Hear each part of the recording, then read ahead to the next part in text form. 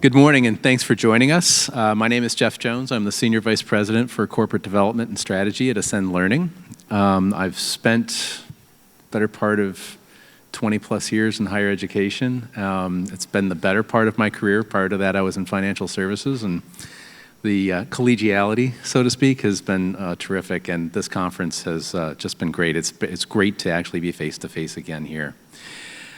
This panel is the result of a conversation that Deborah Quazzo and I had a couple months ago regarding what we perceive as the low level of investment in education technology in medical education relative to other segments like primary, secondary, post-secondary education generally. The continuum of medical education we're going to be discussing spans undergraduate medical education, graduate medical education, continuing medical education and maintenance of credentials, as well as knowledge and skills assessment and improvement during practice through to retirement. So it's the entire span from academic career through to retirement.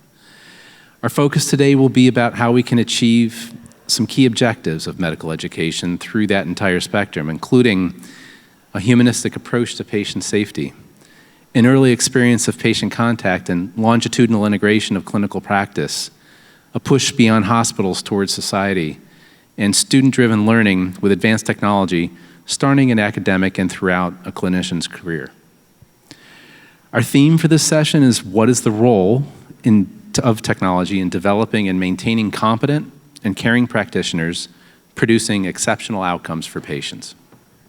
So with that, I'd like to introduce the panel that we've brought together, who I've learned have no loss of opinions and insight and experiences on all of this. And so I'd like to start with Dr. Aimee Gardner.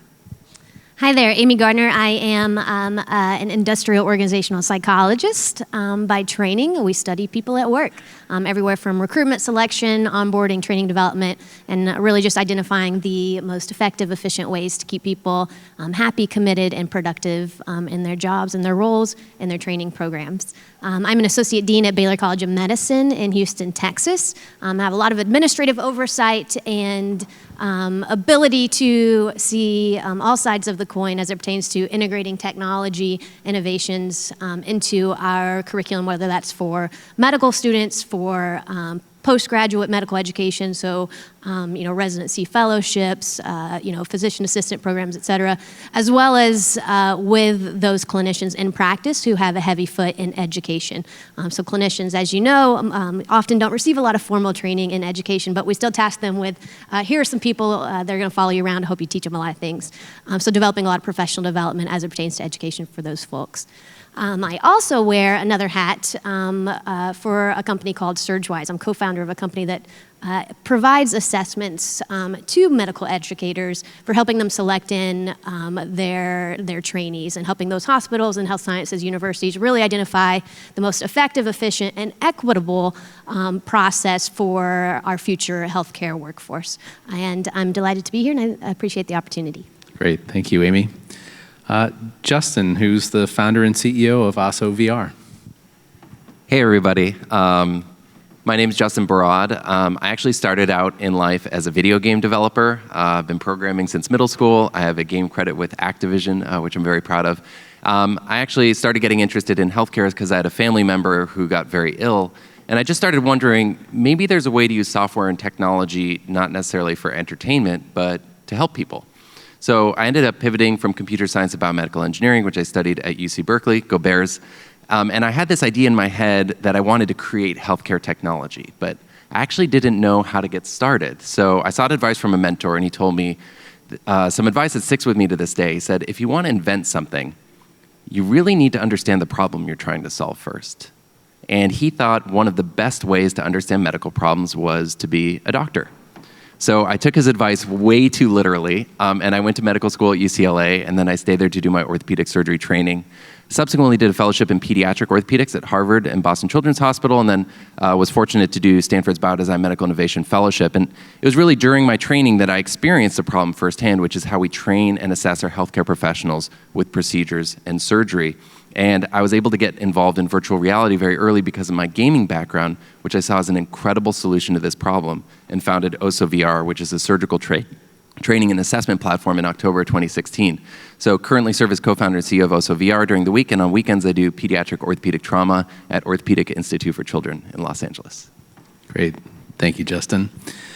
Dr. Warren Weichmann, Associate Dean of Clinical Science Education and Educational Technologies at UC Irvine. Great. Thank you, everyone, and good morning. My name is Warren Wiechmann. Like Justin, I had sort of a passion that predated medicine. I was one of those very disillusioned biology majors as an undergraduate, and really found my calling in the arts and design. And so did that work before going into medical school and realizing that there was a good overlap of both of those areas in medical education and medical education design. Through the years, I really kind of honed my technology skills and eventually found myself in a position of being the Associate Dean for Educational Technologies within the School of Medicine at UC Irvine. So I oversee everything from high-fidelity simulation to point-of-care ultrasound to a number of kind of longitudinal and now sustainable pilots that we've done with glass and first-person video and AR, VR, XR, 3D printing, all the different areas. I recently overtook a role within the curriculum, which is an interesting piece, since now I oversee the medical student training within the curriculum, and sort of am able to meld the technology side with the curriculum, so it's no longer just standalone pilots. I'm sort of half of the approving group that decides what technologies get to move into the curriculum, which puts us in a unique position to really pilot and try out a number of great opportunities. So thank you, everyone, for letting me join. And last but not least, Sam Glassenberg. Hi, everybody. I'm Sam Glassenberg. I've spent my career in the video games industry, companies like Lucasfilm. I used to lead a team at Microsoft that was responsible for pushing the cutting edge of video game graphics. I ran a company that did games for Hollywood movies. And all of this success in the video games industry basically made me the disgrace of my family because I come from a long line of doctors. My grandfather was a famous doctor, my parents, my wife, everybody. I'm the disgrace that never went to medical school. Back in 2012, my father, he's an anesthesiologist, he said, "Sam, too late for you to go to medical school. I give up. Put all this gaming nonsense to good use. Make me a game to train my colleagues to do a fiber optic laryngoscopy." He goes, "It's a tricky procedure. Even experienced anesthesiologists struggle with it. Please just make me a game that'll run on their iPhones." So out of guilt, I sat down for 3 weekends and I threw together a game for him and I uploaded it to the App Store and I didn't think about it again. 2 years later, he calls me, he goes, "Sam, how many people downloaded it?" I go, "I don't know how many of your friends downloaded your game, but I will check for you." I went and I looked and we had 100,000 doctors, nurses, and airway specialists worldwide who'd been playing it. And so I Googled it and discovered, unbeknownst to me, they'd been running efficacy studies on this crappy little game I made for my dad that showed it was drastically improving physician performance. And this was the motivation for starting Level X. So here we are, many years later. We have over 750,000 medical professionals playing our games. We have a team of 130 people, mostly experienced video game developers, artists, engineers, designers, working with hundreds of physician experts, advisors, contributors, capturing the challenges of the practice of medicine using video game mechanics. The special thing about Sam, if we can get him going on this, is the role of the amygdala in education, but we'll talk about that a little bit later. Yeah, the games industry is very much into finding the right rhythm of secreting the right chemicals in the brain. Called juicing, I believe, right? Well, sometimes. And so, yeah, we take advantage of this in the games industry to engage, 3 billion people, and now we find ways to use it to, teach people new skills. Great, thank you all. So we're going to start by taking a look backwards over the last 3 to 5 years, and what we'd like to do is have a conversation across the 4 of us or 5 of us here, and look at what's changed better or worse in your experience relative to the use of technology, including assessments, simulation, AI, ML, analytics, et cetera, and how has that improved or changed medical education? And if there are examples, let's talk about those. And also, if there's been failures, what were they and why? Aimee, you want to start? Sure. I mean, I can definitely think over the past couple of years, a little thing called COVID has really gotten us to explore a little bit more thoughtfully, I think, digital platforms for learning and connecting folks and bringing people together in communities of practice. I hope that as we turn the corner, if there's ever a corner to turn to get back to quote unquote normal, that we're able to take a lot of the things that we've learned and been forced to integrate into our curricula and assessment platforms with us. So, relying a lot more on simulation, even when folks aren't in the same room, to train skills, identifying opportunities to make sure that people are getting those clinical skills when our students are being locked out of the hospitals because they're not a core facilitator of patient care, and identifying ways that we can assess people even when they're at home for the skills and competencies that they need. So I'm hopeful that moving forward, we're able to integrate more technologies and help us connect folks not only within an institution, but across institutions. And I think there are a lot of individuals who are leading the way in that. Another thing that I think is definitely has happened over the past couple years that I hope technology and innovation is going to help us with as well is a lot of things pertaining to social justice. And I think as folks are becoming more aware and awakened to all of the inequities that are occurring because maybe people don't have access to the educational needs that they have, or maybe COVID has put another layer of difficulty for some of our underrepresented or low socioeconomic status individuals. I hope that we continue to think about, through an equity lens, how can we make sure that everyone has access to the educational needs that we have, and how can technology and other integrations help us in those endeavors? It's a very broad question, and I don't want to take up the whole time of the debate. So I'm just going to just move right on from that equity question and maybe focus there a little bit, because I think when issues of equity come up within medicine, you're often looking at people who are already plugged in and not looking more upstream. And this was a major issue in my field of orthopedics. I think the last time I checked in 2014, something like 4% of practicing orthopedic surgeons were women, which is insane if you look at any other profession or industry. Hopefully that's obvious. And so, what was the issue? Like, I think often it's like, oh, we're not, the interview process is biased, or it's biased towards tall weightlifting men. It's always. But when people looked, that women weren't even applying in the first place, and so what they found is that women hadn't been exposed to orthopedics until it was too late in their medical training in medical school, when you have to make these decisions, and they couldn't even apply if they wanted to, and so it was an issue of discovery, or what they call career exploration. So I think where technology can really help is that these kids and young adults and college students who grew up, maybe their family, they're not doctors, or their neighbors aren't doctors, or they don't have careers in healthcare, and they're not aware that these things exist. So they can't get excited about it and start to head in that direction, and then start to seek the support and other equitable means. But if you don't even know about it or apply in the first place, none of that even matters. So I think what's interesting is that, with our platform with Osso VR, we participated in an open innovation challenge with the U.S. Department of Education to basically use technology like VR to as a career exploration tool for high school students. And actually, out of, I think there were like 200 something companies, we actually won. So we now, every year, when it's safe with the Department of Education, we do an activity with kids from all over the country. They all go to Washington, D.C., and they try their hand at surgery. And every single one, whether they're 6 or 12, they say, I want to be a surgeon. So this stuff is very effective. It works. And it's not just careers in healthcare and other underrepresented careers as well. So I'm really excited about just getting ahead of the curve and allowing kids to try things that weren't previously possible through technology, so then they can kind of map out their life and their career. Warren, you've had a few experiments over the years, and love to learn a little bit from you, both in terms of your successes and failures. Yeah, I always like talking about the failures part. I think we could all pat ourselves on the back all day, and that makes us feel good, but it's really interesting to talk about the failures. And I think Aimee's first point about a lot of what we've done with simulation, if you think about where medical education, whether it's residents or students, we put a lot of money into that medical and education infrastructure, sim centers, multi-million-dollar enterprises, laparoscopic trainers, all these other things that required our students to use the technology but be there in person. And so we thought we were doing amazing across the board with all this great technology, but it required that in-person presence.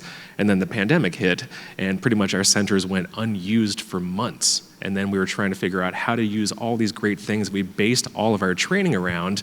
How do you do that remotely? How do you do that from home? And so there was a big barrier before where we thought about technology can only be a centralized, managed thing that we use within the curriculum. And we always sort of scoffed at the idea of, using your phone as a game or using a VR headset. And who's going to fund these individual projects? Thinking, well, our students can do all of their learning here instead of on their own. But that almost sort of echoes where education was 50 years ago, that why can they only learn with this technology in one spot, and why can't they do that remotely? So I think the one thing that we realize is that model has failed. Hopefully we don't go back to that model. We really have to look at this sort of continuum, whether it's at the medical school, at the hospital, and then also looking at the home or mobily, wherever, where we can do this sort of training and education. So to maybe address the question of what characterizes the success stories, and I think the success stories are characterized by the scenarios where you're not doing technology for technology's sake. The big secret of the video games industry, like you look at video games and they're technologically incredibly sophisticated and advanced, but all of that is actually entirely in the service of gameplay, right? The engineer working on a video game is a service provider to the artist and to the designer, right? The game designer is the expert. They know how to hit the right balance of reward and frustration, of challenge and skill in order to trigger, dopamine release in the brain at the right frequency to maximize engagement and maximize learning. We have lots of examples of how we do this in the video games business, and the games that are the most effective, especially the techniques that are most effective at changing behavior and instilling skill, are the games with the most sort of that are using technology in service of design and not the other way around. So Warren, in our call last week, you mentioned there were some barriers to technology, and I'd like you to share with the audience what those barriers have been, and so I'll just stop there because yeah. So in one of my many roles as one of the associate deans at a medical school, a lot of the pressure of funding for these initiatives come into play. And I think a lot of it, there's two main parts. There's the funding part that comes into this, and that's sort of a fixed pool for many programs, and then there's a sort of the person power issue. For me, I'm an emergency physician by training, and I spend about 20% of my time clinically, and the other 80% is in service of the medical school. But that's not a very common setup. You might have one or two faculty that are in these these great roles that help guide where everything goes, but then when it comes down to the actual integration, the actual faculty that are doing the teaching, they have, it's more of a flip. Maybe they do 10% of their time teaching, and so, trying to find a uniform way to get the faculty engaged to be able to do the teaching is one of the challenges. The other hard part that we talked about is this fixed budget pool that depends on the institution. For us, medical education, there's not really a revenue stream that comes into medical schools. For me, being part of the University of California system or part of these larger kind of state-funded systems, it's a fixed pool based off of student fees, essentially, and there's not really a way to flex that. Some private institutions can allow the students to have a sort of a technology fee that can change year to year based on projects or pilots, but we have this sort of fixed budgetary cost, and so when we want to roll out a large new project, we have to sort of decide what will we not fund to put that in place. And so there has to be some sort of impetus beyond just is it cool, do the students like it? There has to sort of have a double or even triple benefit to rolling out the initiative, at least within the budget. There's also philanthropy, which is a whole different story, but there is that relatively fixed pool, which is a challenge. Yeah, I think just a couple of thoughts. One around the idea of just you see individual institutions like trying to get these things off the ground, but with these technologies, what's really cool is the barrier to entry is very low. But the reality is the barrier to quality is very high. And to be able to do something like Sam has 130 employees, Yep. I have 110. And so to create something that actually works, that you can scale repeatedly, and it's really content creation, is extremely challenging. We've raised $43 million currently, and we're investing all of it in these technologies that allow you to create content. So the idea that right now this ecosystem is not at the point where you can create these pilots and you're seeing incredible things here and there, but to scale up a full content curriculum with all the assessment and everything that people want, it's an incredibly complex problem. And so, working with leaders and not trying to reinvent the wheel every time and kind of getting individual universities together, I think is something very helpful. And the other idea is this idea, once again, around equity, of getting away from the mindset of this overemphasis and romanticization of realism. It's like, hey, we're training doctors. They need the most realistic, crazy thing in the world. And what you end up building is these multi-million-dollar simulation centers that in a single year, how many times do people, when I was in med school, I went like 3 times. So how much skill, like you can make the argument that this is 100% realistic, but how much skill transfer actually took place there? And it's this idea that accessibility is far more important, because if I had something that even make the argument that you get less out of it, if I'm using it every single day, that area under the curve is exponentially greater. And you've reached greater individuals, and just making this argument that, I had friends in med school who, maybe they had to work a side job because they had debt, or they had a huge family that they're done with school, and I'm like, I'm not gonna go to the simulation center, I'm gonna go see my family or sleep, which is a crazy thing I don't know if you guys have heard about. We don't get a lot of it in medicine. So, this idea of technologies like Level X or like Osso that you can just have with you and use at your convenience and get control over your life, and which is a part of burnout, I think is a really important part of this shift towards equity and accessibility, and away from just kind of like overly in-person and like excessive fidelity, I would almost say. Yeah, I think that the Sim Center model is just a perfect example. Like, what's the barrier to entry? What's the barrier to new technology? A door. Exactly. It's the business and distribution model. I think the Sim Center example is a perfect one. There's something like 290 in the entire country. They cost, $50 to $80 million to set up. They're inaccessible to 90% of physicians, forget other medical professionals, who aren't practicing in an academic institution. They're filled with machines that cost $250,000 each. This is a model we're very familiar with in the video games industry because we abandoned it 30 years ago, right? Nobody goes to the video arcade to play games anymore. You have more power in your pocket, right, than you had in like all the sim centers in the world 25 years ago. So with technologies like mobile, and also with VR as the costs continue to go down, you don't need to have those like big institutional physical locations anymore with expensive equipment. You have the compute power to be able to capture when fidelity is needed, to be able to do computational fluid dynamics for blood and soft tissues. But sometimes if you just want to capture the challenge of a rare disease diagnosis with a puzzle game, you can do that too. And at Ascend, we've seen, even through the pandemic, the shift of many of the states for nursing education to simulation, and bringing simulation up to 50% of the clinical hours that they're doing now. So, Aimee, when you're looking for people, and given your background, kind of psychometrically driven assessments is probably a pretty big component of what you do and how you think about things. And I wonder if you could talk about successes and failures of implementing those. Sure. So one thing that I think we just need to lay out on the table is that medical education, although money exchanges hands, it is not a business that any of us would adapt for any of our own private business ventures. Money flows in 2 directions, but we do not run medical education like a business would run. We don't invest, we don't think wisely. People go into academia and never leave. We tenure people at the age of 33 and say, hope you have a fulfilling career here, you've hit some milestones. And we don't really measure return on investment or our own time as well as any other organization would. So if we're spinning our wheels and we have a simulation center that's just, hemorrhaging money every year, we say, well, that's fine because, it's achieving a goal, it's checking a box from an accreditation standpoint. One thing that I've been really interested in my pursuits of helping medical educators adopt more efficient, effective, equitable screening tools in terms of maybe let's just not have all the future healthcare providers of the world be people who are great test takers and book smart. Let's have people who have empathy, who are able to communicate, who have some interpersonal skills, who are able to connect with the patient population and look like the patient population.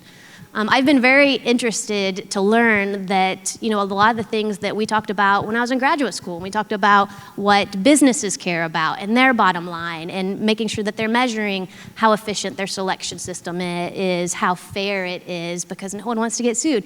And we all want a, equitable workforce. And making sure that what you're measuring and you're asking your applicants to spend time on actually works. Shocking. Those principles don't align well with the medical education world. We can have a surgery program, interview in person, hundreds of applicants for just a few positions, and we say, well, great, that was a good use of your weekends. Thanks so much. I'm sorry that you weren't able to actually take care of, patients or make some money for the hospital. Like a business wouldn't do that. They would say that's a lot of time from people who are able to bring a lot more talent and revenue and time to the organization. And so I've been really interested in learning that the conversation that you would have with a business to adopt a more streamlined and helpful selection system, those conversations are completely different in the medical education world. You have to tie it to things like accreditation. You have to tie it to other things that particular organization might care about. But often it's never the time, it's never the money that actually kind of brings people to the table. Yeah, I think there's a lot around selection and assessment that I think is kind of like a hot area right now, and it's really interesting. And I know we're highlighting a lot of problems within healthcare education and medicine. And as a physician, I just feel obligated to say that it's amazing what we have. Like, our healthcare professionals are incredible people, and the technologies and treatments we have access to are unbelievable. So I just want to lead with that because I think it's very easy, especially in healthcare technology, and I'm guilty of this, to kind of have this like everything's broken, but hey, if you use this headset, it's all going to magically get fixed, which it will.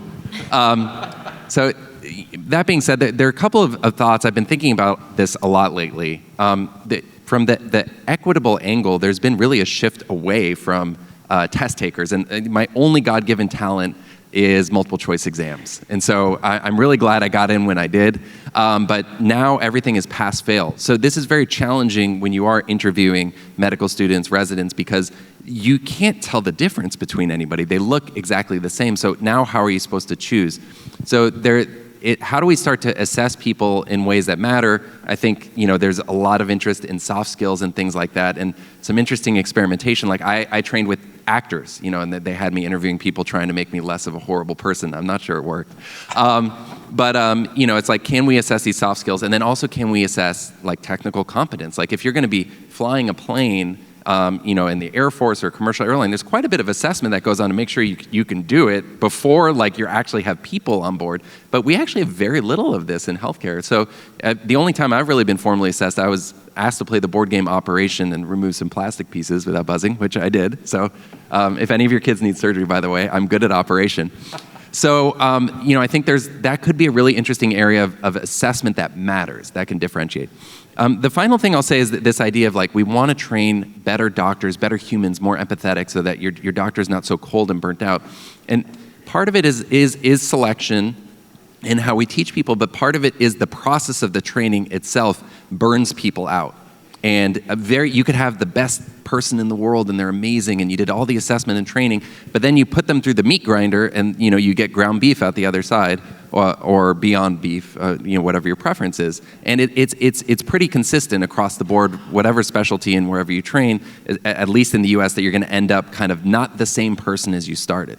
So I think we really need to look at not necessarily using technology to try and like make people better, but make their experience moving through the healthcare training supply chain better so that they're not burnt out at the other end. So it's using technology to make training more efficient. And there's some data from Canada especially that is experienced in a competency-based training where it's not just, hey, you're going to be in here for 14 years, but actually you're going to move along, and as you master specific skills, you can actually get out a lot earlier and have more of a life and be less burnt out. I mean, I'm sure you have a lot of thoughts on that. Right. I mean, with that competency-based training idea, it's catching on pretty significantly in the US, but it changes that model of singular places for assessment, whether it's sim center, anatomy lab, testing centers, and it moves it to this continuous model of when you meet this skill, when you master this skill, you then move on to the next set of skills. And so medical school, that whole enterprise, instead of becoming that fixed period of time, matches what you need depending on other circumstances, which I think is a really huge shift for how we both train individuals but then build better physicians as human beings. Yeah, I think the big thing here that is sort of a pet peeve for me is the whole multiple choice problem. And I think this goes to a lot of the points that people were talking about, which is, so let's use CME as an example, right? So ignore sort of just the early medical education and admissions to residency programs, but continuing medical education. So every year, depending on your specialty, you need, say 50 or 100 hours of, AMA Category 1 CME credit, right? How do you earn it? You read an article or you watch a lecture and you complete a multiple choice quiz. I know a guy, he can get you some seats. Yeah, exactly, right. And it's, so talk about things like that have meritorious purpose. Doctors, surgeons, medical professionals want to stay up to speed on the latest and greatest. They want to deliver the best care for their patients. But a multiple choice quiz is not going to validate my diagnostic skills, my reductive reasoning skills, my surgical skills. This is where technology can help on a few fronts. One, we can actually make the content way more interesting and compelling and challenging. We can also do some real validation of what are your actual skills and how do you fare relative to your colleagues? And so it's I would say that sort of CME, which is one of those things that again, meritorious purpose, doctors want in general to improve their skills, but the way that it's delivered today only contributes to the burnout problem, which is just, it's another thing that I have to do, and it's a waste of my time, just like this and the EHR and everything else. And so technology has the ability, I think, to really address this problem. I mean, I really want to re-emphasize that for most practicing physicians, that is still the standard model, and it's very hard to change. I mean, I just finished my 10-year recertification, which was no exams essentially for 10 years, and then every 10 years I have to sit through a 5-hour exam in a testing site. When we first become board certified, we have to go to one location in the entire US to do fake interviews with patients. And again, is that really the model in 2020, 2021 that we're looking at? How do we look at that entire model from the very beginning when you're sort of just a brand new medical student to you're, a 60-year-old physician, you're still traveling across the country to talk to patient actors once every 10 years. It's crazy to me. Let's talk a little bit about the future and where you guys think the future is going to be. We talked a little bit about getting to competency-based education. Warren, you mentioned the need to start to change the curriculum and integrate technology more as a part of the practice. So I'd love to hear from each of you about where you see the future and what's really needed to get there. Who wants to start? Oh. Yeah, I think a couple of things are in the pipeline. I think because of some of the things that we've been dealing with over the last couple years, I think that we're going to have more flexibility and opportunities for folks to learn whatever skills and whatever knowledge they need in a more individualized way. So I think having curriculum accessible to individuals so that they can go about this competency-based pathway, and they're not just necessarily running through the motions for 4 years because we say so, but they're actually learning the things that they need, and they're learning things that will complement their future role as clinicians as well. So they're getting MBAs along their way. They're taking many internships in innovation, maybe in technology, et cetera. So I think that we're going to have healthcare workers who are going to have a little bit more well-rounded skills as it pertains to their actual interest, and they're going to be able to customize their learning a little bit earlier. I also think that assessment is going to drive the way forward as well in terms of instead of waiting maybe every 10 years and flying someone to a certain spot or a certain testing center, that we're going to be assessing our learners individually in little snippets constantly, every day, every week, so that we have a lot more data on anyone. We can identify a lot earlier on if someone has gone off track, if they need a little bit of remediation, and that we have so many data points that the idea of you only being assessed for 5 hours, every few years or every 10 years is, we're just going to laugh at those olden days. And so I think that will help the learners, that will help the efficacy of the curriculum, and that'll obviously help the institutions and, at the end of the day, our patients, because we're going to have a lot more confidence in the graduates that we're producing.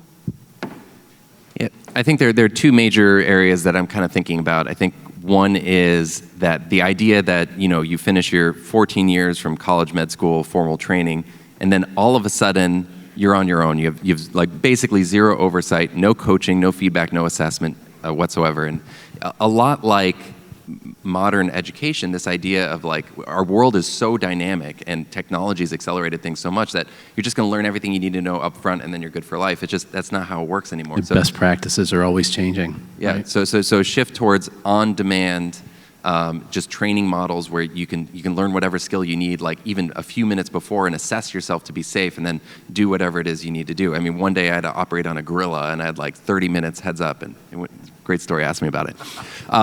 The other thing is just rethinking the medical education system. This is obviously like a bigger lift, but we're starting to see movement, and like NYU shifting to 3 years, I think is a great start, but we really need to ask ourselves, what is the point of going to 4 years of college and 4 years of medical school and amounting a massive amount of debt, and then you enter your formal training and you realize that none of that is actually being applied other than knowing what violaceus and erythematous mean, which was useful. But it's, can we rethink and make the front end of this very long pathway maybe a little more efficient, maybe make the training itself more efficient. We could probably shave 3 or potentially 4 years off. And then you can go through this pathway, not get burnout, and have a career before you're 40. I have a friend right now who's still in residency. I graduated med school in 2010. So, it's insane I don't think people realize what's going on. And so I think we can do a lot. And, the system that was invented in the 1920s, there's just a lot of opportunity, which is exciting.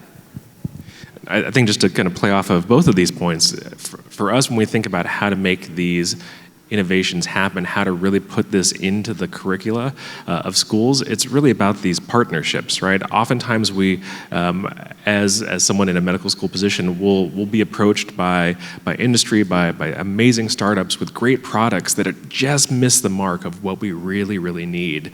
And in talking to them, realizing that they didn't really have any close tie with anyone sort of in the pipeline, in the process. With both of your backgrounds, it's amazing because you have that really close tie to the content. And sometimes I see, to your point earlier, it's technology for the sake of technology. So really having that close partnership in figuring out what the needs are as our ecosystem is changing.